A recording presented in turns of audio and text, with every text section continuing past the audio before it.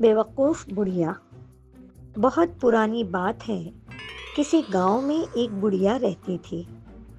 بڑھیا بڑی کنجوس تھی اور بیوقوف بھی۔ سارا گاؤں اسے لالچی بڑھیا کے نام سے جانتا تھا۔ ایک دن ایک عجیب و غریب مرغی اس بڑھیا کے ہاتھ آئی۔ مرغی کیا تھی، سونے کا خزانہ تھا۔ اس نے جو پہلا انڈا دیا اسے دیکھ کر بڑھیا کا منہ کھلا کا کھلا رہ گیا۔ انڈا دوسری مرغیوں جیسا نہ تھا بلکہ سونے کا تھا۔ بڑھیا کی تو قسمت ہی کھل گئی۔ بڑھیا نے انڈا سنار کو دکھایا۔ سنار بھی اسے دیکھ کر ہکا بکا رہ گیا۔ پھر ڈھیر سارے روپے دے کر اس نے انڈا خرید لیا۔ اس کے بعد یہ روز کا معمول ہو گیا۔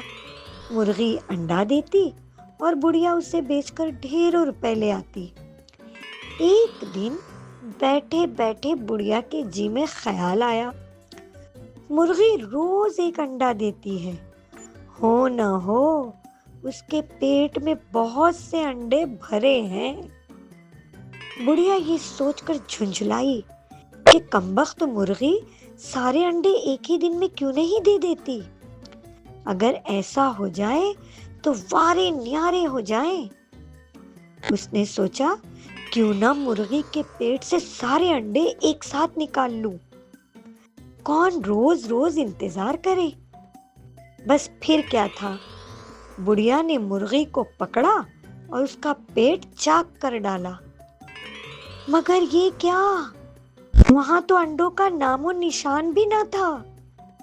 بڑھیا نے اپنا سر پیٹ لیا۔ اب تک اس کو ہر دن سونے کا ایک انڈا مل جاتا تھا، اب وہ بھی جاتا رہا۔ بڑھیا اپنی بے وقوفی پر بہت روئی اور پچھتائی۔ اس طرح اس نے مرغی بھی کھوئی اور سونے کے انڈے بھی۔